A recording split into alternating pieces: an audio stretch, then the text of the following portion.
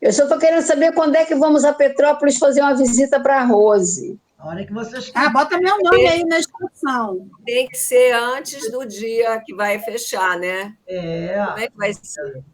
Seria o ideal, porque depois eu viajo, só retorno em janeiro, então... É isso aí. Pode botar meu nome nessa excursão aí. Bem, meus irmãos, está chegando o nosso horário. Hoje é dia 21 de novembro.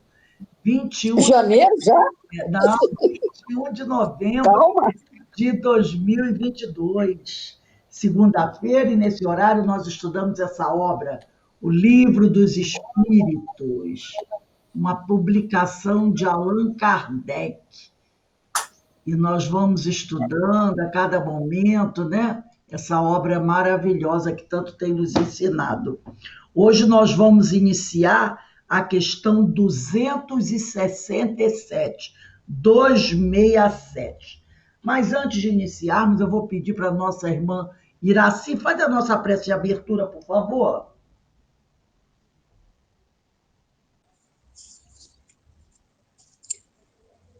Boa tarde a todos os irmãos, encarnados e desencarnados.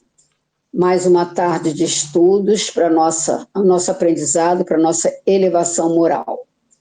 E pedimos ao nosso Mestre amado, a toda a espiritualidade que está sempre a olhar por nós, a nos fortalecer, que nos fortaleça nesse momento também, que nos inspire para que nós tenhamos a capacidade de compreender, de entender com mais facilidade os ensinamentos que estão aqui, neste livro dos Espíritos. São muitos ensinamentos e às vezes não compreendemos direito. Então nós pedimos humildemente a espiritualidade amada, que nos fortaleça, que ilumine o nosso entendimento nesses momentos tão importantes em nossa caminhada. Que o Mestre nos fortaleça e nos ampare também. Que assim seja. Graças a Deus. Então, meus amigos, nós vamos aqui dar início ao nosso estudo. Vamos começar fazendo a leitura da questão 267. Então, na pergunta, diz assim: pode o espírito proceder à escolha de suas provas enquanto encarnado? Porque nós já falamos, né?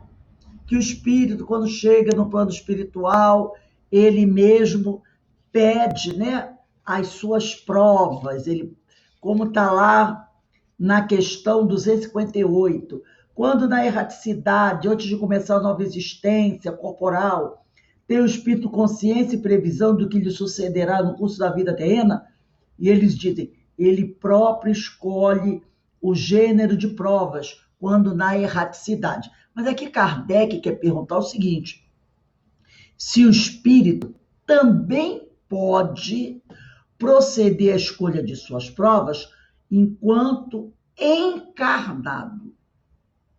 Interessante, né? Porque eles já disseram que sim, quando desencarnado. Mas e quando encarnado? E os espíritos dizem o seguinte: o desejo que então alimenta pode influir na escolha que venha a fazer, dependendo isso da intenção que o anime. Dá-se, porém, que, como espírito livre, né, sem o corpo de carne, na erraticidade, quase sempre vê as coisas de modo diferente. O espírito, por si só, é quem faz a escolha. Entretanto, ainda uma vez o dizemos, possível é fazê-la mesmo na vida material. Por isso que há sempre momentos em que o espírito se torna independente da matéria, que lhe serve de habitação. Olha só quanta coisa interessante a gente vai poder analisar agora nessa questão.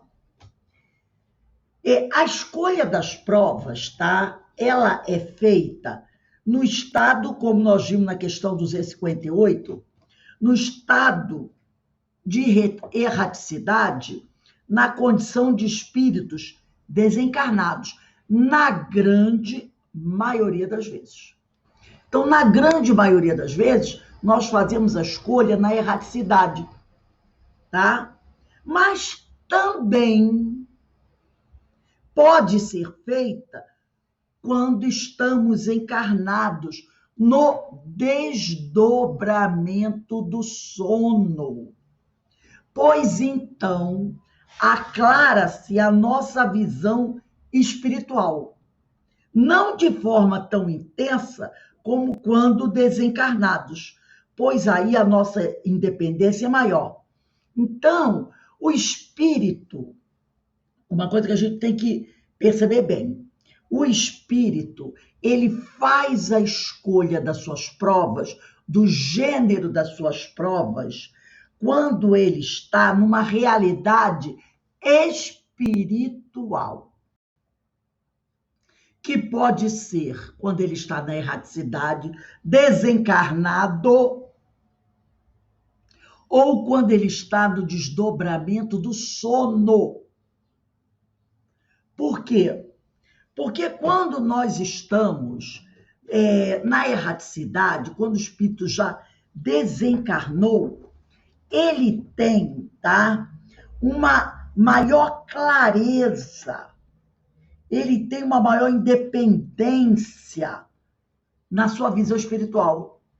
Ele não está tão preso a questões materiais. E quando ele está no desdobramento do sono, é lógico que ele não está totalmente livre, mas ele está, de certa forma, um pouco mais liberto do corpo físico, porque ele está no desdobramento do sono. Ele sofre, sim, a influência da matéria, mas é diferente de quando ele está no estado de vigília. Então, Kardec chama isso de estados de emancipação da alma. O sono é o estágio mais curto dessa emancipação. Já o êxtase é o desdobramento mais pleno. Então, nós podemos fazer, sim, a escolha das nossas provas de duas maneiras.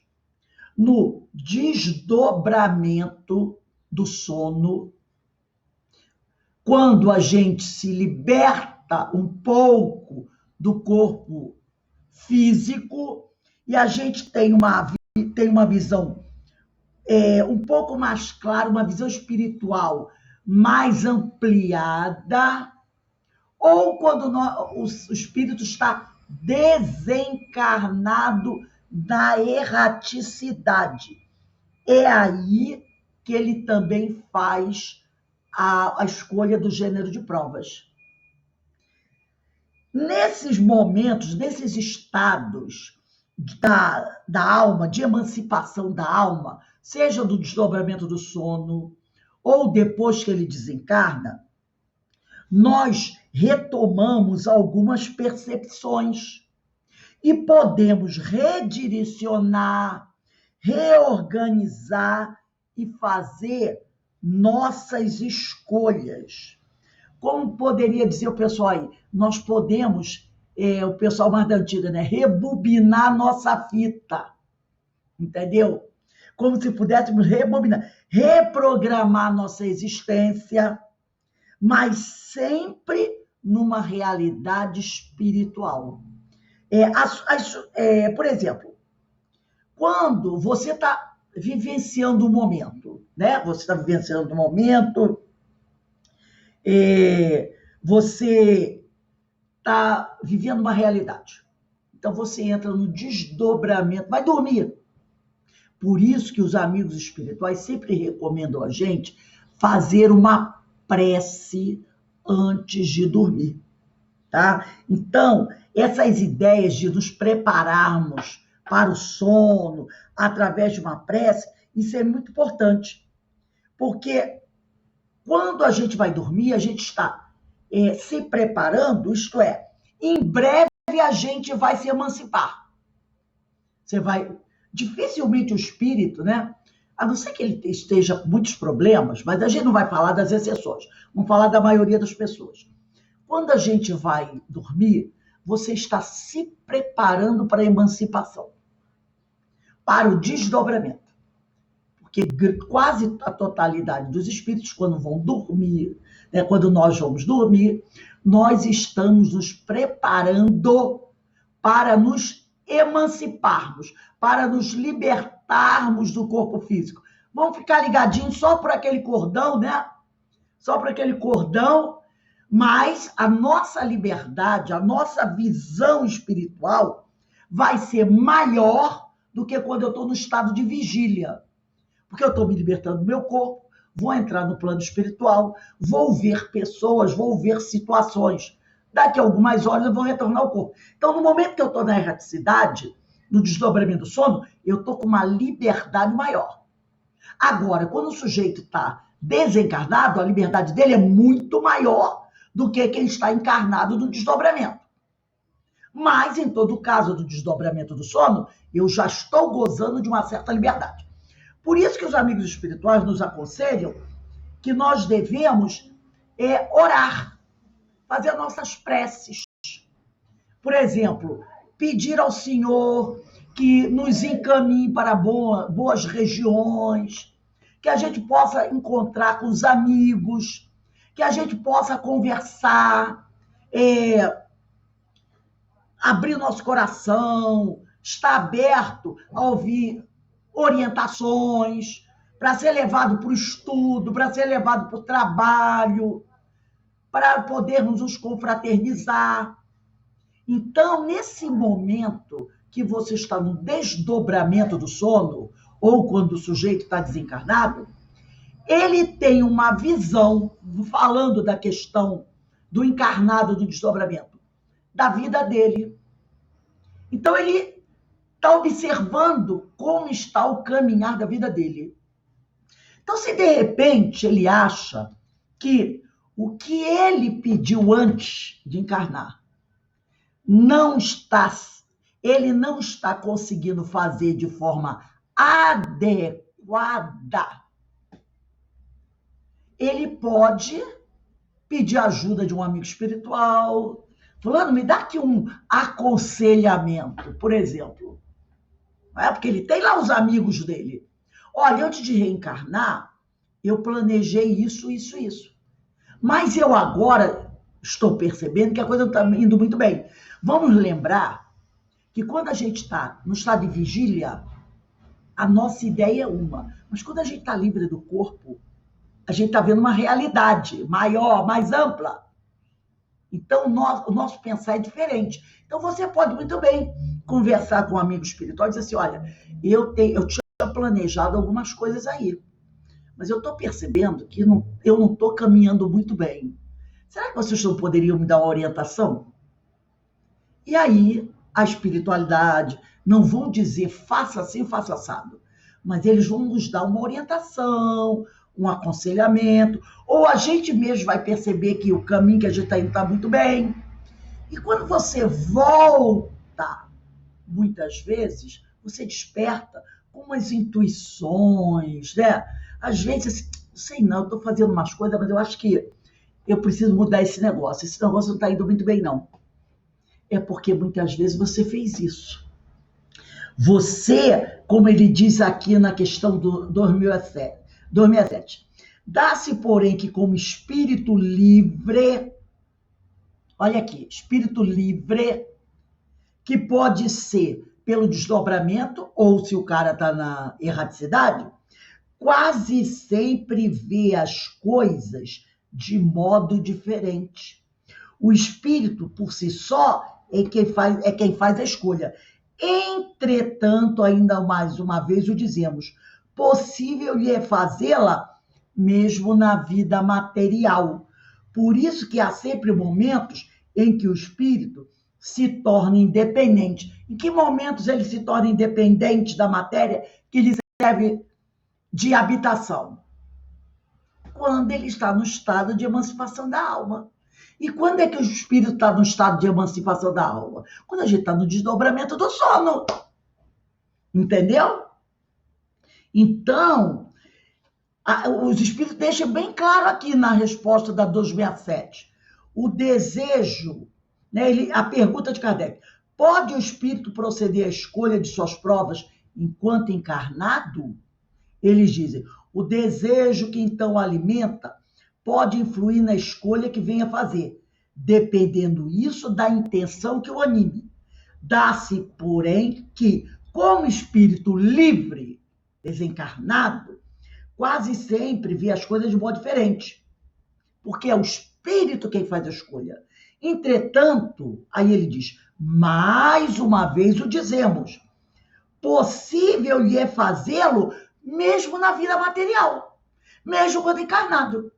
Porque quando encarnado, ele também pode estar como espírito livre. Por isso que há sempre momentos em que o espírito se torna independente da matéria que lhe serve de habitação. Daí essa recomendação, essa sugestão dos espíritos. Antes de dormir, faz a tua prece. Pode falar, Carmen. A gente lendo assim, parece até que você vai mudar totalmente a sua prova, né? Lendo assim. Sim. De qualquer maneira, quando ele fala assim, o desejo, então, que alimenta influir na escolha que venha a fazer. Aí a palavra intenção, tipo assim, eu escolhi vir na miséria total. Aí diz, agora eu não estou aguentando isso, olha, muda esse troço. Não, não é dessa forma. É isso. Não é dessa forma. Ele pode, de repente, ele está indo por um caminho que não é bom. De repente, da rebeldia, né, da prova. Mas lá no plano espiritual, quando ele vai conversar com os amigos espirituais, eles vão explicar para ele, olha o porquê que você escolheu. Tipo um aconselhamento. Olha o porquê. Então, aí o sujeito vai novamente verificar o porquê que ele escolheu a prova da pobreza e da miséria. Entendeu? Então, ele vai fortalecer a escolha dele, a lembrança da escolha. Você escolheu por isso. Percebeu? E olha o que você está fazendo. Você está entrando na rebeldia. Aí o sujeito vai olhar aquele que escolheu a prova da miséria, porque ele precisava fazer um aperfeiçoamento, um aprendizado, vai dizer, caramba, não é que eu estava esquecendo isso? Eu estava esquecendo isso. Realmente, eu preciso me manter forte. Então, quando ele acorda, desperta, ele está mais fortalecido. Aí, de repente, ele pode não se rebelar mais. Ele pode dizer, não, eu tenho que ser mais resignado. Porque ele tem aquela intuição de que há um motivo pelo qual ele escolheu esse gênero de prova. Entendeu? Então, por isso que a gente diz assim, que nos momentos de emancipação da alma, que podem ocorrer quando a gente está encarnado, né? E nós sabemos que a forma, como ele diz aqui, que o espírito se torna independente da matéria que lhe serve de habitação, é o desdobramento do sono. É o desdobramento do sono. Então, nesses momentos, nós podemos reprogramar nossa existência, podemos vamos dizer assim, analisar melhor a nossa existência, entendeu? O que nós estamos fazendo, redirecionar, reorganizar as nossas escolhas. Então, a gente pode fazer aquela revisão, entendeu? Uma revisão. Mudar algumas coisas ali. Não, olha, eu não estou indo pelo caminho do bem. Então, você está sempre tendo uma oportunidade de fazer uma revisão de como você está, de como está a tua caminhada. nesses desdobramentos. E aí você desperta, no caso daquele que está encarnado, e segue mais um tempo com passo firme. Dali a um pouco, novamente do desdobramento, você vai fazer outro, vai dar outra olhada nas coisas e vai acertando, né? Vai acertando tudo direitinho. Se o sujeito está desencarnado, ele também vai analisar a vida passada, vai fazer uma reprogramação para uma nova escolha. Então, esses estados de emancipação da alma que Kardec nos fala, eles são muito importantes, tá? E todas as noites nós temos essa oportunidade de avaliação. Por isso a importância da prece, porque a gente estará se preparando para uma dessas saídas. E que essas saídas possam ser bem aproveitadas. Então, nós vamos aqui dar uma analisadinha melhor nessa questão dessas saídas, né? Vamos dar uma olhada. Eu vou pedir para a Carmen ler a questão 400, Iraci 401, Ana Constantino 402, Menezes 403, Verinha Eckert 405, vão anotando aí, hein? Denise 407. Vamos lá, todo mundo anotou a sua, né? Tá bom. Então, questão 400 da parte 2ª, capítulo 8, da emancipação da alma, o sono e os sonhos. O espírito encarnado permanece de bom grado no seu envoltório corporal? Resposta dos espíritos. É como se perguntasses se ao encarnado agrada o cárcere.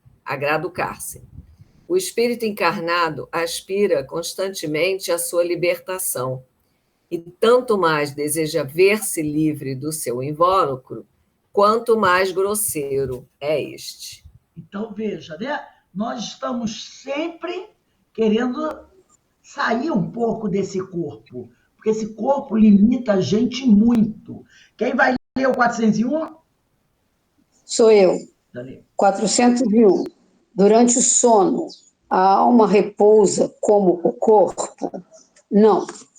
O espírito jamais está inativo. Durante o sono, afrouxam-se os laços que o prendem ao corpo. E não precisando este, então, da sua presença, ele se lança pelo espaço e entra em relação mais direta com os outros espíritos. Olha aí, tá vendo? O espírito jamais está inativo. O corpo descansa, né? Não quer dizer que ele fique inerte, porque tem os movimentos dele que continuam, né? Tá? Afrouxam-se os laços que prendem o espírito ao corpo e não precisando este da sua presença, da presença do corpo, ele se lança no espaço e entra em relação mais direta com os outros espíritos, mesmo estando encarnado. E é nesse momento que ele pode redirecionar, reorganizar, fazer novas escolhas, né? Reprogramar a sua existência. Então, é nesse momento que ele pode fazer tudo isso, porque ele vai, né, pedir para fazer um trabalho, pedir para se unir a uma equipe de trabalho no plano espiritual, e aí a espiritualidade poderá incluí-lo num grupo que faz um trabalho de visitação, de estudo, pode até convidá-lo a dar orientações, como se fosse coordenador de um curso, para espíritos que tenham menos. Então, tudo isso ele pode fazer. Daí a importância da prece antes do ler. Quem vai ler a 402? Lê, Ana Constantino, lê só o primeiro, se é você que vai fazer, lê só o primeiro parágrafo da 402, que ela é grande. Tem 4 ou 5 parágrafos. Lê só o primeiro. Como podemos julgar da liberdade do espírito durante o sono? Pelos sonhos. Sabeis que, quando o corpo repousa, o espírito tem mais faculdades do que no estado de vigília. Lembra-se do passado, algumas vezes prevê o futuro. Adquire mais poder e pode entrar em comunicação com os outros espíritos, seja deste mundo, seja de outro. Dizem frequentemente: tive um sonho extravagante, um sonho horrível, mas absolutamente inverossímil. Engana-te, quase sempre há lembrança dos lugares e das coisas que viste ou que verás em outra existência, ou em outra ocasião. Estando o corpo entorpecido, o espírito trata de quebrar seus grilhões e de investigar no passado ou no futuro. Percebeu? Então, olha só como ele diz aqui, ó. Adquire maior potencialidade e pode pôr-se em comunicação com os demais espíritos, quer deste mundo, quer do outro mundo. Ele pode entrar em comunicação com outro espírito encarnado que também está no desdobramento do sono. Ele pode visitar a casa de um parente, ir lá encontrar um outro espírito que também está no desdobramento do sono. Pode ir para o plano espiritual. Pode, nessa linha do tempo, que a gente poderia dizer até atemporal, né? Ver o que ele está ali acontecendo no momento, como pode até ir ao que a gente chama de futuro, verificar coisas que têm possibilidade de acontecer, porque ele quebra seus grilhões e pode investigar no passado. De repente, ele pode querer saber por que eu estou batendo tanto nessa tecla. Então, de repente, ele pode acessar a sua memória passada para, de repente, ele fica assim, eu estou desconfiado que eu estou com um problema por causa disso. Ele pode voltar ao passado e ver a origem daquilo e aí entender, agora eu estou entendendo.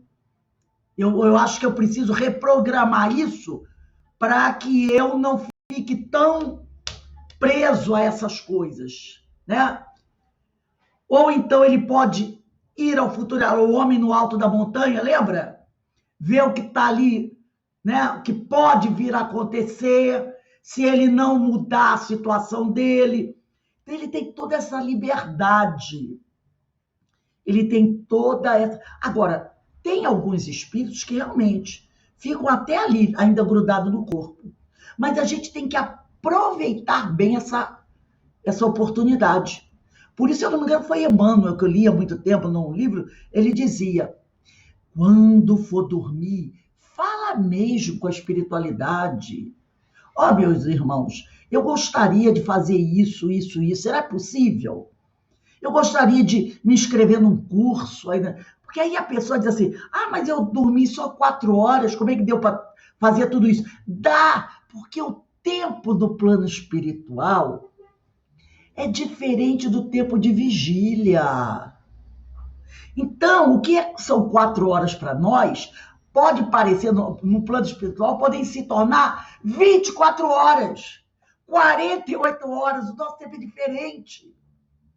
Você pode estudar, você pode fazer visitas, você pode coordenar curso, você pode aprender alguma coisa, visitar outras. Depende de nós como nos programarmos para dormir. Porque o espírito, ele não fica cansado. Inclusive, no sábado, no livro, no estudo do Paulo de Tarso e as Leis Morais, nós vimos que o repouso é uma mudança de atividade, lembra? O repouso é uma mudança de atividade. Então, o espírito ele não precisa dormir. Se você aqui tem um trabalho muito ligado à questão mental, Você até aqui na Terra pode repousar como? Ah, se eu tenho uma atividade muito ligada à questão mental, eu vou repousar como? Escutando música. Não é? Repousar não quer dizer que você tenha que dormir. Basta uma mudança de atividade, você já está repousando a mente. Entendeu? E o espírito não fica cansado. Agora, os amigos espirituais, quando precisam do repouso, eles vão fazer o quê? Eles mudam de atividade. Inclusive, quem estuda o nosso lar dizia isso, né? Quando o governador do nosso lar, às vezes, queria dar uma repousada, sabe o que ele ia fazer? Ele ia para aqueles pavilhões onde tinha mais dor e sofrimento, daqueles espíritos recém-chegados, e ele ia ali trabalhar entre eles. Era a forma como ele tinha de repousar. Ou então, aqueles espíritos elevados do nosso lar, eles viajavam para outras esferas para participar de seminários, de estudos. Era a forma que eles tinham de repousar. Então, o corpo está repousando aqui, mas o espírito pode aproveitar essa oportunidade para repousar, desenvolvendo outras atividades, se enriquecendo. E aqui, agora nós vamos ler o terceiro parágrafo dessa questão. Rose, é o seguinte, você falou aí sobre quando a gente vai dormir, que a gente pode pedir, né? Eu sou uma pessoa que eu sonho. Eu acho que não tem uma noite que eu consiga dormir sem sonhar. Eu sempre sonho, raramente lembro. E um dia eu fui dormir, aí eu falei assim, caramba, eu sonho tanto. Eu gostaria de saber como é que eu sou no sonho. Né? Eu gostaria de saber como é que eu sou no sonho. Se eu sou a Iraci de agora, com mais de 70 anos, ou como é que eu sou? Menina, eu sonhei. Eu vi na minha frente um espelho, mas o espelho era grande, que ia até o chão, e eu me vi no espelho, jovem, com uma roupa, um vestido, eu não sei se era um vestido, se era uma blusa e uma saia branca, eu estava vestida de branco, olha que santa eu, né? Meu Deus. E eu me vi jovem, e imediatamente eu acordei e falei para mim mesma, caramba, nos meus sonhos eu sou novinha ainda, e bonita, eu falei para mim, olha, eu estou vencida. Eu falei, caramba, eu sou nova e bonita ainda, olha só. E eu sonhei como eu sou nos sonhos. Eu achei isso muito interessante. Agora, você está falando aí dos pedidos, e eu acho que é válido pedir mesmo, viu? A nossa aparência no sonho é como a nossa mente vê. Como é a nossa mente? Você pode ter 80 anos, mas ter uma disposição, ter vamos dizer assim, um espírito, entendeu? Jovem, ativo. Então você se vê assim ainda. E eu me vi assim. Participativa. Aí você vincula a uma imagem jovem. Porque nós somos jovens espiritualmente falando. Né? Então é assim que você se vê, uma pessoa ativa. Então você faz esse simbolismo com a juventude. O corpo pode estar cansado, mas a mente não. A mente não. A mente está com todo o gás. Aí aqui no terceiro parágrafo da questão 402 diz assim, o sono liberta a alma parcialmente do corpo, porque a gente está encarnado ainda, né? Então estamos ligados aí por aquele cordão. Então é uma liberdade parcial, não é total. Total é só quando a pessoa morre. Quando dorme, o homem se acha por algum tempo no estado em que fica permanentemente depois que morre.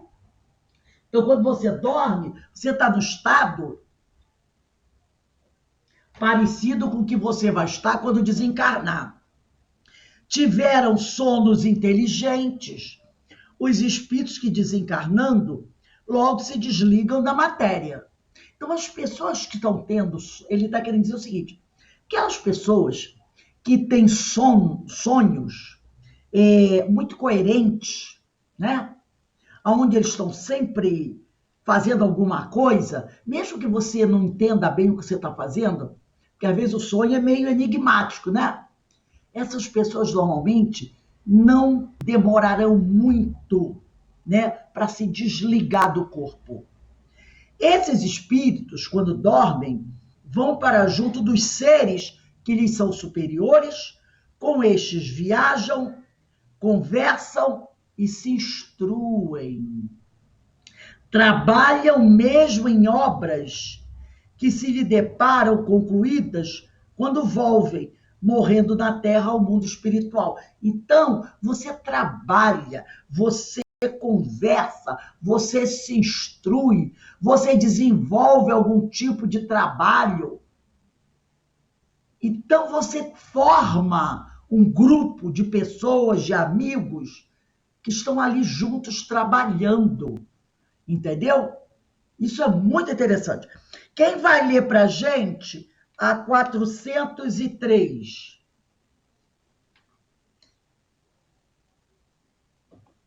Eu. Por que não nos lembramos sempre dos sonhos? Em o que chamas sono, só há o repouso do corpo, visto que o espírito está constantemente em atividade. Recobra durante o sono um pouco da sua liberdade e se corresponde com os que lhe são caros, quer neste mundo, quer em outros. Mas, como é pesada, é grosseira a matéria que o compõe, o corpo dificilmente conserva as impressões que o espírito recebeu, porque a este não chegaram por intermédio dos órgãos corporais. Então, a lembrança, quando a gente acorda, não está fixada no cérebro. Ela não se fixa no cérebro, na maioria das vezes. E quando se fixa, é muito rápido, né? Você tem aquela lembrança, daqui a pouco ela se apaga. Olha o que quer dizer. Mas como é pesada e grosseira a matéria que o compõe, o corpo, quer dizer, o cérebro, dificilmente conserva as impressões que o espírito recebeu. Porque a este cérebro não chegaram essas lembranças por intermédio dos órgãos corporais. Então, não vai ficar. É diferente, por exemplo, você está em estado de vigília e alguém te agride. A sensação da agressão foi aonde? No corpo físico. Os nossos nervos, o nosso sistema nervoso vai receber a impressão do corpo físico e vai mandar ao cérebro. Então, aquela impressão chegou ao cérebro através do nosso sistema nervoso. Através da nossa, principalmente da nossa pele, né? Do nosso corpo. Aí a memória vai estar aqui. Mas quando o fato acontece com o espírito, num estado de emancipação da alma, essa lembrança não vai chegar ao cérebro através do corpo. Entendeu? Ela não vai chegar ao cérebro através do corpo. Ela vai chegar através dos laços espirituais. Mas como ele não está ligado tão assim, porque você está num desdobramento, você não grava. A gente grava na memória bem o que vem do externo, que afeta o nosso corpo. Mas aquilo que vem do espírito, ele pouco afeta o nosso cérebro. E aí, por isso, a gente não conserva tanto a lembrança. Quando essa lembrança fica muito nítida, é porque há uma necessidade. Aí a gente lembra de certas coisas, certos sonhos. Tem sonhos que a gente não vai esquecer jamais. Por quê? Porque há realmente uma necessidade. Mas quando não tem essa necessidade para que você preste bem atenção, ela não se fixa. Entendeu? Porque ao cérebro não chegaram por meio dos órgãos corporais. Por isso que a gente, às vezes a gente lembra, começa até a contar rapidamente, mas aquilo vai apagando, apagando, apagando. Dali a pouco você não lembra mais dos detalhes, não é? 405. Quem eu pedi para ler? Não pedia ninguém? A Verinha, 405.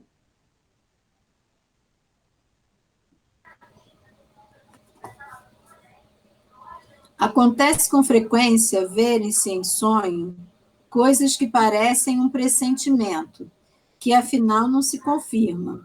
A que se deve atribuir isto? Pode suceder que tais pressentimentos venham a confirmar-se apenas para o espírito. Quer dizer que este viu aquilo que desejava, foi ao seu encontro. É preciso não esquecer que durante o sono a alma está mais ou menos sob a influência da matéria e que, por conseguinte, nunca se liberta completamente de suas ideias terrestres, donde resulta que as preocupações do estado de vigília podem dar ao que se vê a aparência do que se deseja ou do que se teme. A isto é que, em verdade, cabe chamar-se efeito da imaginação. Sempre que uma ideia nos preocupa fortemente, tudo o que vemos se nos mostra ligado a esta ideia. Então, às vezes, a gente está com uma preocupação muito forte na nossa cabeça, né? Com certos medos e receios de que algo venha a ocorrer, né? Então, quando você dorme, você tem aquele pressentimento, tá? E, de repente, aquele fato acontece, confirma para o seu espírito, para que você possa ver aquele fato, para que você possa analisar aquele fato. Então, por exemplo, a pessoa tem muito medo de que alguém da sua família, muito querido, venha desencarnar. Então, a pessoa fica com aquele medo, aquele medo, aquele medo. Aí você sonha que aquilo acontece. Você sonha que aquilo acontece. Qual vai ser a sua reação como espírito? Você vai se desesperar, você vai ficar calmo, você vai resolver da melhor maneira possível. Aquele fato acontece em sonho. Aí você acorda e diz, ai, graças a Deus, isso não aconteceu. Mas pode ser uma forma que a espiritualidade, ou mesmo você, se preparando para que, se no futuro isso venha a acontecer, eu já estou mais ou menos entendendo como eu devo reagir. Então, às vezes, aquele fato não aconteceu, mas quando você está no estado de vigília, aquele fato pode ser uma coisa que fique, te perturbando a cabeça, aquele medo, entendeu? E aí você, no plano espiritual, como ele diz aqui, quer dizer que este viu aquilo que desejava ou que pressentia e foi ao seu encontro. Então, quando nós estamos num desdobramento do sono, a gente está mais ou menos ainda ligado à matéria. A gente ainda está ligado à matéria, né? E a gente ainda está muito ligado às coisas que acontecem aqui na Terra. As nossas preocupações do estado de vigília ainda nos perturbam, porque a gente está ligado ao corpo, está encarnado. Então, a gente teme algumas coisas, e isso ainda é forte na nossa mente, no estado, né? Então, o que nós passamos no plano espiritual é o que ele diz aqui, tudo que vemos no plano espiritual se nos mostra ligado a essa ideia. Então, aí a pessoa diz, nossa, eu tive um sonho horrível. Graças a Deus, foi só um sonho. Mas muitas vezes é alguma coisa ligado a uma preocupação que a gente tem, tá? Uma preocupação que a gente tem, e isso, de certa maneira, vai nos influenciar durante o sono.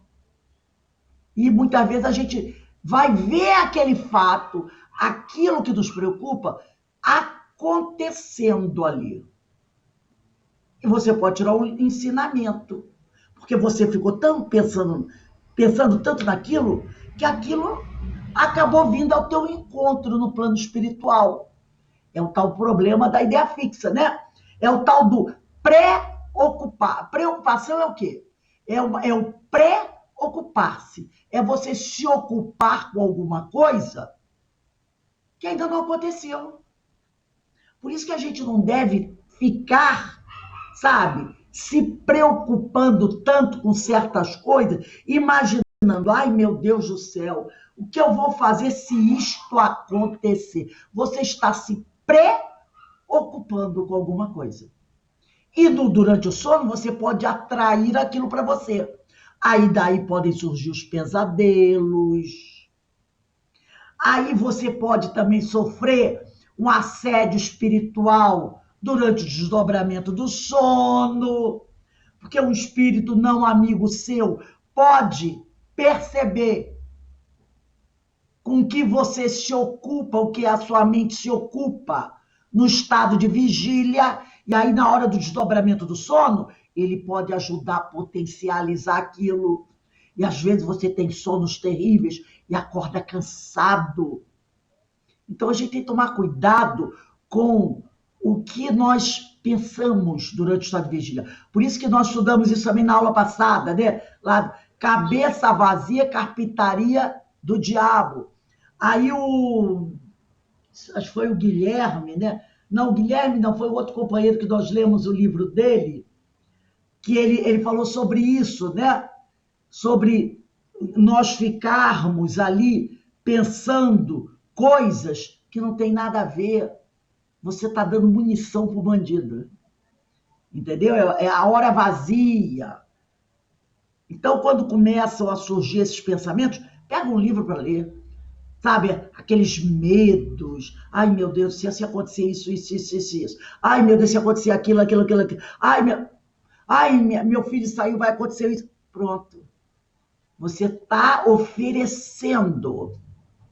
Você está se preocupando. Não quer dizer que a gente não tenha que ter cuidados, que a gente não tenha que manter a tranquilidade, mas a gente também não pode ficar criando fantasias na nossa cabeça. A gente tem que tomar muito cuidado com isso. Foi o Sérgio Lopes, o psiquiatra, agora que eu me lembrei, Leis Morais e Saúde Mental. Foi o Sérgio Lopes que falou sobre isso. Ele é um psiquiatra. A gente tem que tomar cuidado com esse tipo de coisa. Porque, como ele falou aqui, ó, pode suceder que tais pressentimentos venham a confirmar-se apenas para o espírito. Quer dizer que este viu aquilo que desejava, foi ao seu encontro. Você vai ao encontro daquilo. Então a gente tem que tomar cuidado com isso. O Sérgio Lopes, naquele livro que eu falei com vocês, ele comenta sobre esse problema, né? Agora, eu vou pedir para a Carmen. Carmen, lê para a gente. Carmen, não, Ana Constantino lê a 410 e a Carmen a 410A. Você pulou 407? É 407. Vai lá, Denise. Tá. É necessário o sono completo para a emancipação do espírito? Não. Basta que os sentidos entrem em torpor para que o espírito recobre a sua liberdade. Para se emancipar, ele se aproveita de todos os instantes de trégua que o corpo lhe concede. Desde que haja prostração das forças vitais, o espírito se desprende, tornando-se tanto mais livre quanto mais fraco for o corpo. Então, de repente... É assim que pode continuar. Notinha. É assim que a sonolência ou o simples torpor dos sentidos apresenta frequentemente as mesmas imagens do sono. A famosa cochilada, né? Numa cochilada, numa pestanejada, às vezes a pessoa está assistindo uma palestra. Ou porque ela permitiu, ou porque ela realmente está cansada, ela dá uma cochilada e aí ela começa a pensar em várias coisas. Aí porque ela acorda, aí ela olha no relógio e diz, nossa, eu dei uma pestanejada de 2 minutos, mas quanta coisa veio. Às vezes, muita coisa. Como é que pode em 2 minutos? Né? Tanta coisa. Então, é o que ele está dizendo aqui, né? Não basta que você caia naquele sono pesado para você desdobrar. Você pode apenas se recostar assim numa cadeira, fechar o olho, tá escutando o que está acontecendo na rua, mas você dá uma desdobrada. E aí é como se você vivesse dos 2 mundos. Você ainda está escutando o mundo aqui, mas também já está captando alguma coisa. Às vezes você vai ficar só nisso e vai voltar. Outras vezes você vai ficar nisso e daqui a pouco você cai no sono mais profundo. Mas pode acontecer de você ficar só nisso, ali, né, com o olho fechado, ainda escutando um barulho de uma criança, de um cachorro latindo, de um carro passando, mas já entrando em contato, fazendo um desdobramento, né? Como ele diz assim, é assim que a sonolência ou simples torpor dos sentidos apresenta as mesmas, frequentemente, imagens do sonho, né? E aí o espírito já começa a recobrar sua liberdade. Então, na realidade, o espírito, como ele prefere esse mundo mais livre, ele aproveita todos os instantes de trégua que você apresenta para fazer isso. Por isso que às vezes a gente tem até que ter atenção. Se você vai assistir um seminário, um encontro, fazer estudo, você tem que estar bem atenta. Se você quer realmente prestar atenção naquilo. Porque por qualquer coisinha você pode cair no sono. Então a gente, quando é assim, a gente tem que estar bem atento. Não, eu quero aproveitar ao máximo isso. Então você levanta, toma água, molha o olho, qualquer coisa. Porque se você demole, você vai. E aí você perde, de certa forma, aquilo que você estava querendo aprender. Que a gente também tem que tomar cuidado com isso, porque senão a pessoa diz, toda hora eu entro no desdobramento. Aí também tem que ver isso, né? Porque aí você também não está querendo se concentrar naquilo que você está fazendo, e que é importante. Então, a gente também tem que tomar cuidado com esse tipo de coisa, né? 410 é Ana Constantino, 410A é a Carmen. Algumas vezes durante o sono ou quando nos achamos ligeiramente adormecidos, temos ideias que parecem muito boas e que, despeito dos esforços que fazemos para nos lembrarmos delas, apagam-se da nossa memória. De onde vêm tais ideias? São os resultados da liberdade do espírito, que se emancipa e goza de mais faculdade nesse momento. Frequentemente, também são os conselhos dados por outros espíritos. Então, nós, quando nos achamos ligeiramente adormecidos, às vezes nos vêm ideias, né? Que são muito excelentes e que se nos apagam da memória. Então, por isso, uma vez um amigo meu, eu tinha no início, né? Hoje tem tanto, mas eu tinha muita facilidade em dizer assim, Rose dorme com um lápis, uma caneta, um papel, uma caneta, que às vezes pode ser. Surge aquela ideia, se você vai dormir, deixa sempre um bloquinho, um lápis, uma caneta do lado, então você desperta durante a noite com aquela ideia, vai e escreve alguma coisa, que às vezes é coisa de segundos. Mas se você escrever, de repente, 3, 4 palavras, aquelas palavras-chave podem acessar a ideia de novo. Entendeu? Porque se você acorda com a ideia clara da sua mente e tem alguma coisa ao seu lado, escreve alguma coisa. Porque, de repente, aquela frase que você escrever pode ser o que você precisa para resgatar, pelo menos, parte da ideia. Então, esse amigo falou isso. Dorme com um lápis, uma caneta do lado. Porque vem assim... Oi. A minha filha, uma vez, ela sonhou, ela teve uma queimadura por causa do sol, e à noite ela teve um sonho que um espírito deu o nome de uma substância, de uma pomada para ela. Ela foi na internet, aí ela não esqueceu, né, o nome, e jogou lá no Google o nome da substância. Aí era Caladril, né? Calabril, uma coisa assim. Aí ela foi na farmácia e comprou e passou. Mas Exatamente. foi através do sonho. Entendeu? Então, se a pessoa já sabe mais ou menos isso, já deixa um bloquinho, uma caneta, um lápis do lado.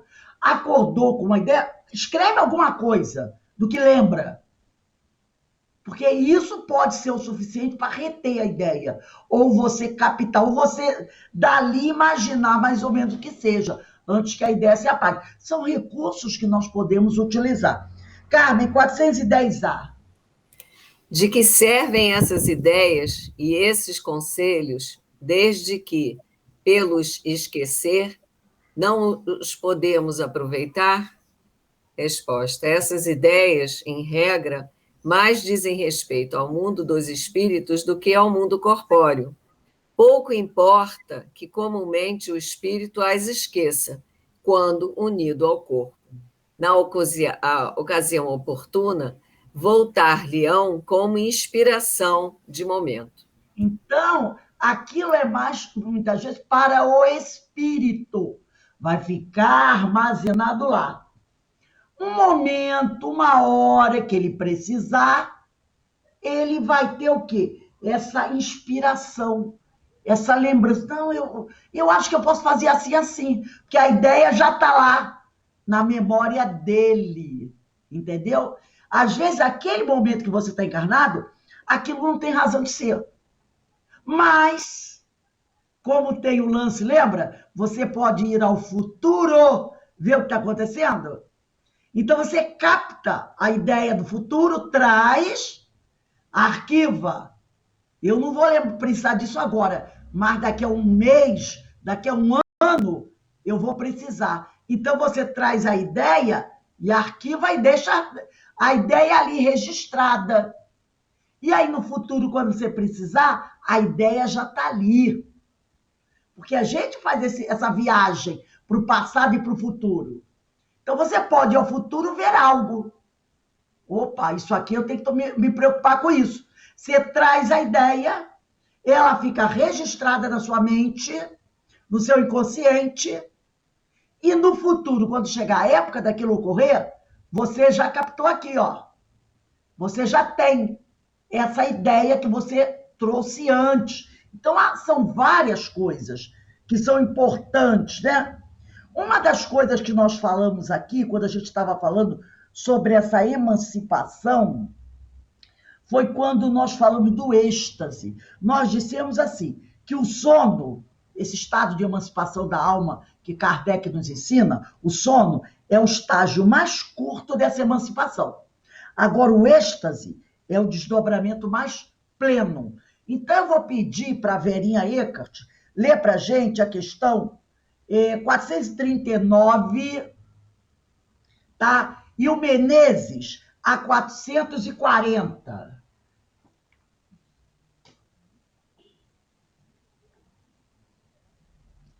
Porque o êxtase é o estado de desdobramento mais pleno. 439, êxtase. Que diferença há entre o êxtase e o sonambulismo? O êxtase é um sonambulismo mais apurado. A alma do estático ainda é mais independente. Entendeu? Ela é mais independente do que o estado de sono comum.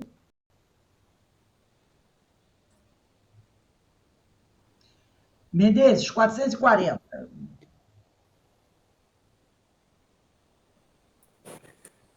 O espírito do estático penetra realmente nos mundos superiores, vê esses mundos e compreende a felicidade dos que os habitam, de onde lhe nasce o desejo de lá permanecer. Há, porém, mundos inacessíveis aos espíritos que ainda não estão bastante purificados. Então, nesse estado de emancipação da alma, a gente pode ser levado a esses mundos para despertar daquele vontade de estar lá. Então, você volta com essa impressão e fica com a ideia. Eu quero me melhorar, para eu poder estar o mais rápido possível nesse mundo que eu vi, mas que eu não posso estar agora. Vamos pegar agora a questão 267, né? 267A, do nosso estudo aqui, do Livro dos Espíritos. Não é de certo como expiação ou como prova que muita gente deseja as grandezas e as riquezas? Então, aqui, ó, não é de certo como expiação ou como prova que muita gente deseja as grandezas e as riquezas? Será? Indubitavelmente não, né? Porque ele pergunta, não é de certo como expiação ou como prova que muita gente deseja as grandezas e as riquezas? Será? Ele diz, indubitavelmente não. A matéria, quer dizer, quando a pessoa está encarnada, deseja essa grandeza muitas vezes, na maioria das vezes, para gozá-la. E o espírito, quando está na erraticidade, para conhecer-lhe as vicissitudes. Então, quando a pessoa está encarnada, na maioria das vezes, ela diz assim, eu queria tanto acertar os 6 números da Mega Sena. Puxa vida, vou participar do bolão da Mega Sena da virada. São 450 milhões. Se eu pegar pelo menos aí uns 10%, 1% disso dá 4 milhões e meio, né?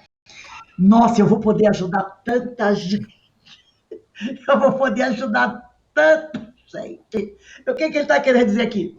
Quando a gente está encarnado, o desejo de acertar esse 1% dos 450 milhões da Mega Sena é o nosso desejo de gozar da riqueza, de aproveitar. Você pode até ajudar alguém, mas ele diz, mas a vontade maior de botar a mão nessa bolada é para você poder viajar, passear, morar numa casa legal, com piscina, quando o lugar que a gente mora faz 32, 33, 34 graus de calor, não é verdade?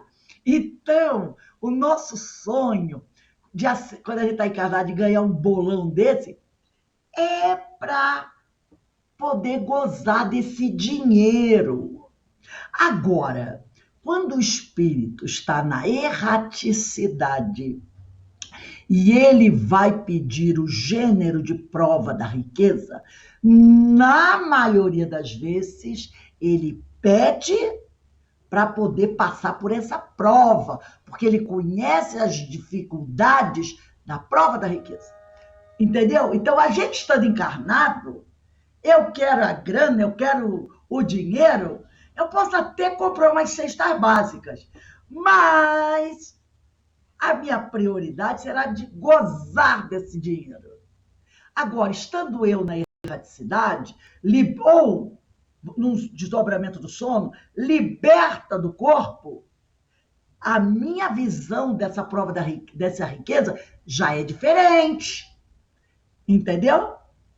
Já é diferente. Pode ser realmente para passar pela prova.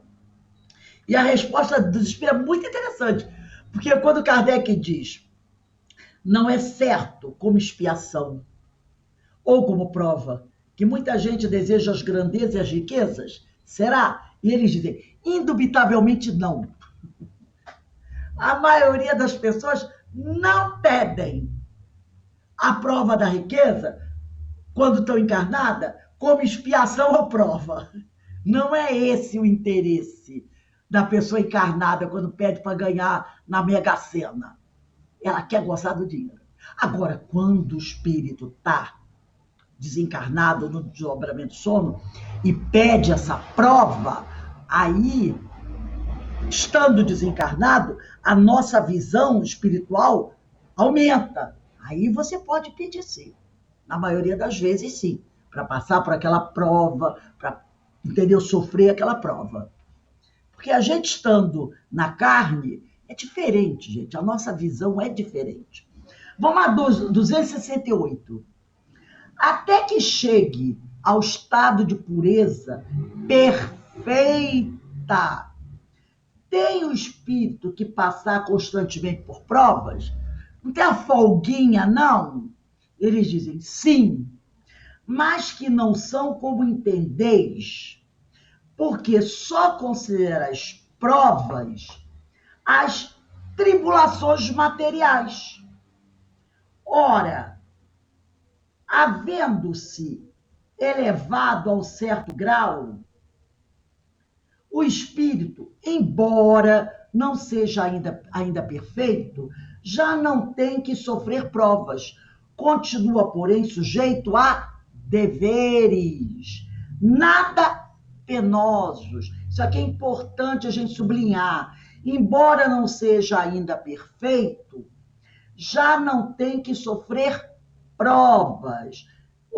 Havendo-se elevado a um certo grau, o espírito, embora não seja ainda perfeito, já não tem que sofrer provas. Continua, porém, sujeito a deveres, nada penosos, cuja satisfação lhe auxilia o aperfeiçoamento, quer dizer, que o ajudam a se aperfeiçoar, mesmo que consistam apenas em auxiliar os outros a se aperfeiçoarem, tá? Então, os espíritos, eles nos alertam para as nossas dificuldades de entender o que são provas, tá? Por quê? Porque a gente, toda vez que ouve falar em provas, a gente pensa o quê? Que a prova é uma tribulação, tá? As provas não são tribulações, não são ações penosas. As provas são os nossos deveres a serem praticados. São as nossas obrigações a cumprir. Os deveres cumpridos são as nossas reparações. Entendeu? Então, a prova não é uma tribulação, não é uma coisa penosa, são os nossos deveres que nós devemos praticar, são as nossas obrigações a cumprir, e os deveres cumpridos são as nossas reparações. Elas são oportunidades de aperfeiçoamento, né? Então, a prova é a nossa oportunidade de aperfeiçoamento. Então, a prova são os elementos conscientes que nos fazem crescer. Já a expiação, ela é um sinal de alerta de que algo muito sério precisa ser corrigido, mudado. Não deve ser visto, analisada como obrigatoriedade, e sim um movimento de aclaramento para chamar atenção para uma mudança de conduta, para fazer a gente o quê? Acordar, tá? Agora, a prova são os elementos conscientes que nos fazem crescer. São as oportunidades de aperfeiçoamento. Vamos dar uma olhadinha na questão 132. 132. Porque eles chamam muita atenção da gente para isso. Toda vez que fala de prova, a gente pensa, ai meu Deus, lá vem dificuldade. Não. A prova são os deveres cumpridos, são as nossas reparações, são oportunidades de aperfeiçoamento. E na 132, que está no capítulo 2 da encarnação dos espíritos, o objetivo da encarnação. Kardec pergunta, qual o objetivo da encarnação dos espíritos? Deus lhes impõe, esse impõe quer dizer, condição necessária. A encarnação é uma condição necessária, com o fim de fazer os espíritos chegar à perfeição. Entendeu? Então é isso que é a prova. Nós encarnamos para vivenciar mais uma prova, mais uma oportunidade para reparar aquilo que nós ficamos devendo, para nos auxiliar no crescimento, no processo evolutivo. Agora vamos dar uma olhada na questão 120.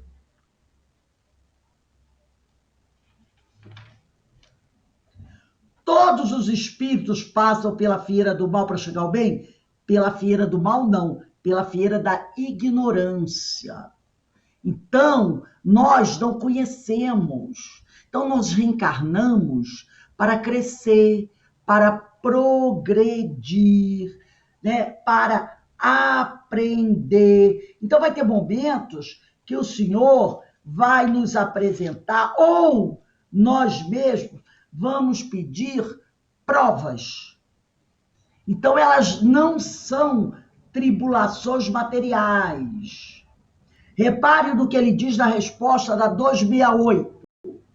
Ora, havendo-se elevado a um certo grau, era aquele espírito ignorante, que veio crescendo, evoluindo. Está lá na questão 120. Agora, ele chegou a um certo grau. Embora ainda não seja perfeito, ele já não tem que sofrer provas. Ele continua, porém, sujeito a deveres que não são penosos.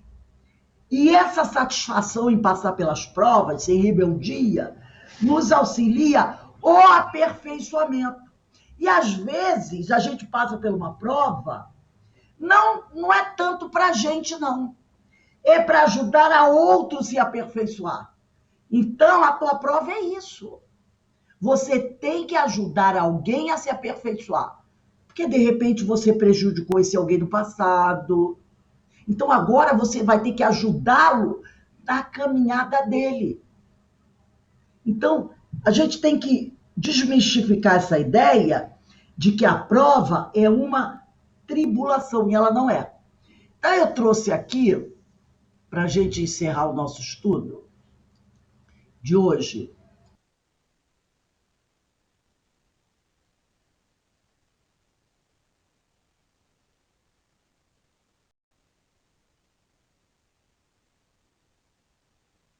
liguei o microfone. Eu trouxe aqui para a gente um texto da Joana, aonde ela fala muito sobre isso, tá?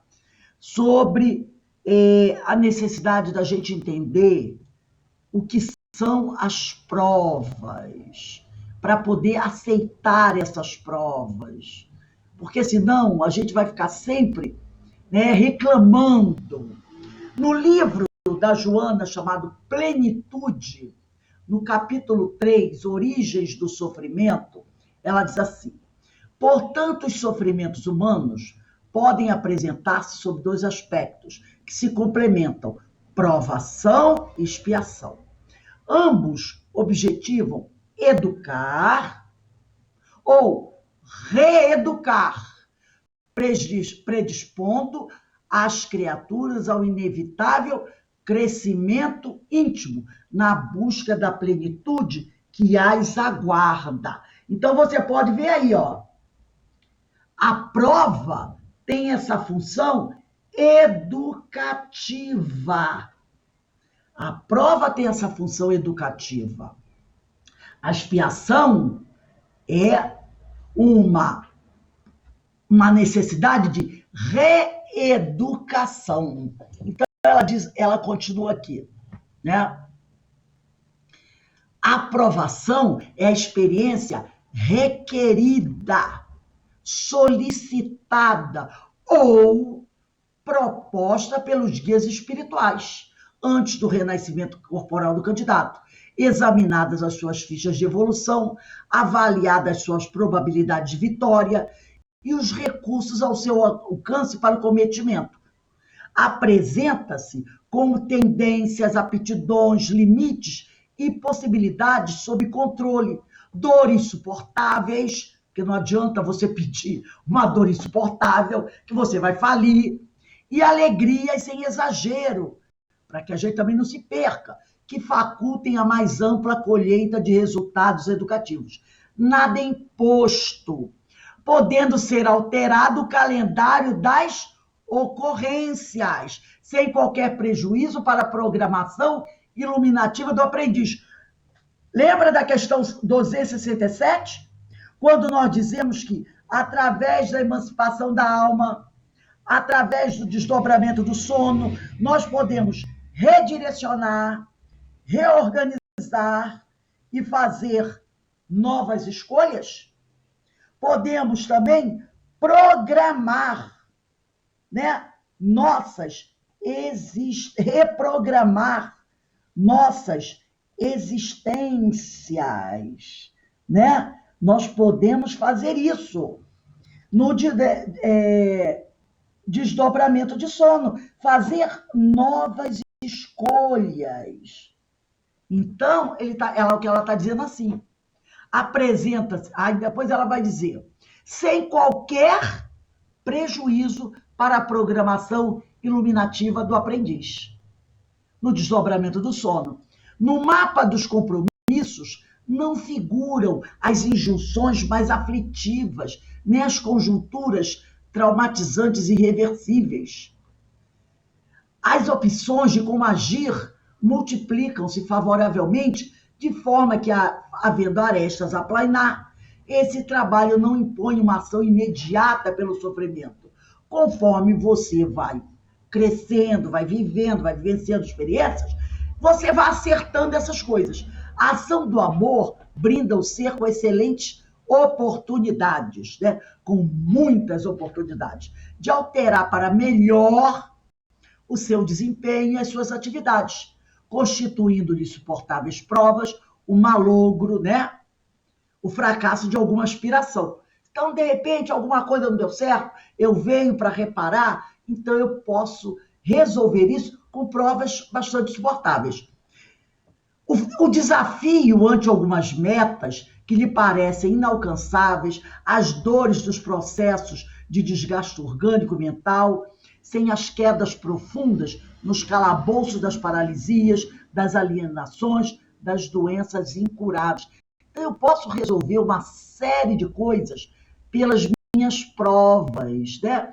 E pelo esse desdobramento do sono, eu posso ir acertando, arrumando algumas coisas. Eu vou lá dar uma avaliada como está a caminhada, eu venho e acerto uma coisa aqui, acerto uma outra coisa ali. Então, eu vou vivenciando essas minhas provas sem precisar dessas doenças terríveis, né, que levam desgaste orgânico e mental, sem passar por quedas profundas nos calabouços da paralisia, das alienações, das doenças irrecuperáveis. Se tal suceder, ainda poderemos catalogar como escolha pessoal. Se algo mais grave acontecer, nós podemos catalogar isso como escolha pessoal, por acreditar o candidato ser esse o meio eficaz para a sua felicidade próxima, liberando-se da canga rude da inferioridade moral. Então, pode ser até que a pessoa passe por uma prova muito difícil, mas ainda é uma escolha dele. Poder-se-á identificar essa providencial escolha na resignação e coragem demonstradas pelo educando, e até mesmo na sua alegria diante das ocorrências dolorosas, a verdadeira alegria. Aí eu lembro do Marcel, o menino do leito, número 4, né? Lembra do livro Céu e Inferno? As provações se manifestam dessa forma, de maneira suave, lenificadora no seu conteúdo e abençoada nas suas finalidades. Sem o caráter punitivo, a prova não tem caráter punitivo, educam de forma consciente, incitando ao aproveitamento da ocasião, em forma eficiente, mas lucrativa, com que equipam aqueles que as experimentam para que se convertam em exemplos, apóstolos do amor, do sofrimento, missionários do bem, mártires dos ideais que esposam, mesmo que no anonimato dos testemunhos, sempre se tornando modelos dignos de serem imitados por outras pessoas. As provações mudam de curso, suavizando-se ou agravando-se conforme o desempenho do espírito. Olha aí o desdobramento do sono também. As expiações compulsórias, né? Essas compulsórias aí, né? Que são aquelas, né, mais doloridas, que a pessoa não pode fugir a ela, né? é uma expiação, é uma necessidade premente, são irrecusáveis, por constituírem a medicação eficaz, a cirurgia corretiva para o mal que se agravou. Então, nós não podemos fugir a ela. Semelhante ao que sucede...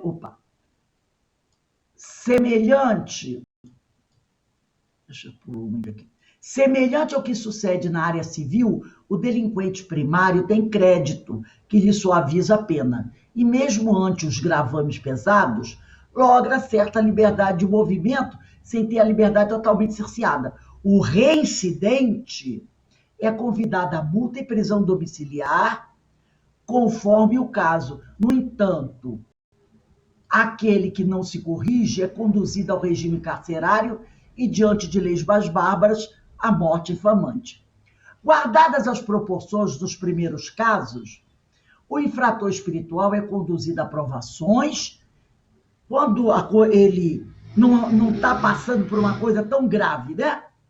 Enquanto que, na última hipótese, aquele espírito muito duro, a expiação rigorosa, porque o amor de Deus vige em todas as suas leis, mais justa do que a dos homens. Seja qual for o crime, elas objetivam, né, reeducar essas leis e conquistar o rebelde, não matando, isto é, não o extinguindo.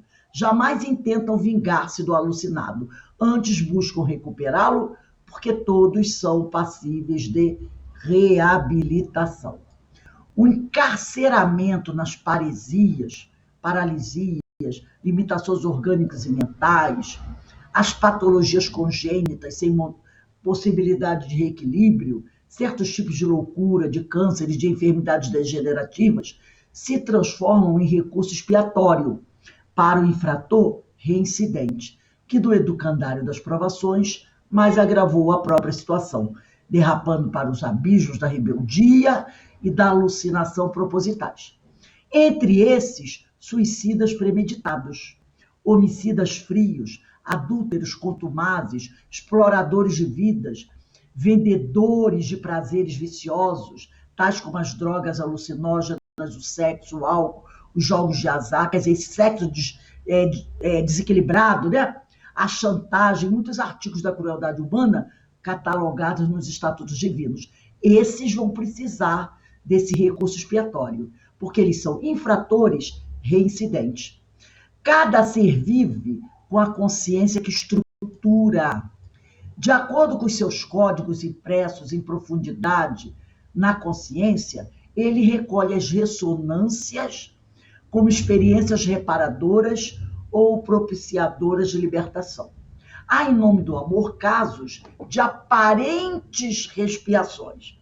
Seres mutilados, surdos, mudos, cegos e paralisados, rancenianos, entre outros, que escolheram essas situações para lecionarem, para nos ensinarem coragem e conforto moral aos enfraquecidos da desolação da redenção. É aquele menino do céu e inferno, segunda parte, capítulo 8. Marcel, o menino do número 4. Ele escolheu passar por essa prova para nos ensinar como é ter coragem e para confortar moralmente aqueles que estão passando por uma prova, mas que estão desolados, enfraquecidos durante essa prova. As expiações podem ser atenuadas, não, porém, sanadas. Ninguém pode chegar aí, acabou, você não vai mais passar por essa expiação. Elas podem ser aliviadas, enquanto as provações constituem forma de sofrimento reparador, reeducador, que promove as expiações apenas restauram o equilíbrio perdido para depois reconduzir o delituoso à situação que se encontrava antes da queda brutal. Então, a expiação vai reequilibrar o sujeito para que depois ele volte àquele estado anterior, antes dele ter caído no abismo, para que ele, a partir daí, possa reparar. Transitam ainda na Terra portadores de expiações que não trazem aparência exterior. São os seres que agonizam, estertoram em conflitos cruéis, instáveis e insatisfeitos, infelizes e arredios, carregando dramas íntimos que os debilitam, afligindo-os sem cessar. Podem apresentar aparência agradável e conquistar simpatia, sem que se liberem dos estados inferiores mortificantes. É aquela pessoa que vive um tormento terrível, mas você olha para ela e você nem percebe, porque ela disfarça muito bem. E não é porque ela bota um sorriso no rosto que ela está liberada dessa agonia, não. Dessa aflição. E ela continua tendo aquela aflição, apesar de botar um sorriso no rosto. A consciência não perdoa no que concerne a deixar no esquecimento, no ouvido, o crime perpetrado. O seu perdão se expressa mediante a reabilitação do infrator. Então, não é porque a pessoa tem uma agonia e porque ela está com um sorriso no rosto que ela está perdoada. A consciência dela só vai perdoar quando ela reparar o mal causado. As origens do sofrimento estão sempre, portanto, naquele que o padece. A origem do meu sofrimento está em mim, no recôndito do meu ser, nos painéis profundos da sua consciência. É a tal da lei de causa e efeito, né?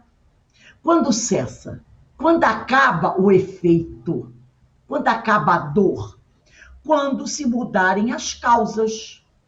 Se eu quero mudar o resultado, o efeito, preciso mudar a ação, a minha conduta.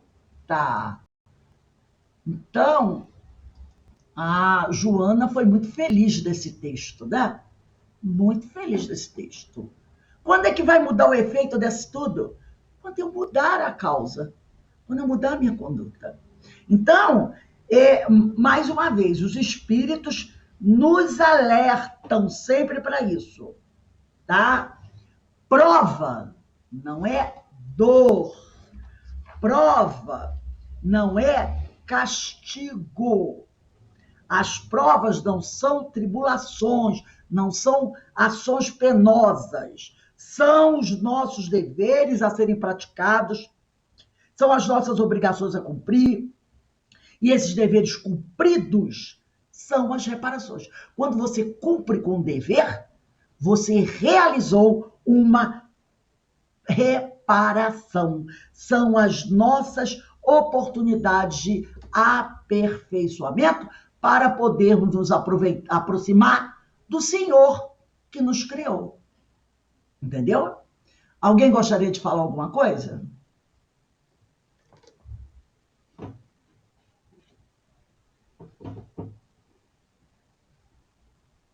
Muito importante a gente ter essa diferença, né? Porque a gente fica sempre pensando em sofrimento,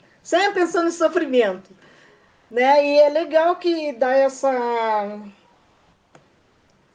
a gente recebe essa orientação para poder discernir uma coisa de outra, o que é prova, o que é expiação, né? Porque o sofrimento, prova nem sempre é sofrimento. Exatamente. É mesmo? Se a gente tem uma prova e fica reclamando demais dela, aí ela pode se tornar uma expiação. A gente não aproveitou a oportunidade. Oportunidade, exatamente. Não aproveitou a oportunidade. E aí, a gente não aproveitou a oportunidade e criou uma expiação. Que nem estava na nossa história. Né? Tem isso também. Porque a gente adora inventar moda. Né? A gente adora inventar moda. Às vezes não tinha nada para passar por aquilo. Está passando porque não soube viver a prova, que foi a oportunidade. E aí a gente cria o problema, né?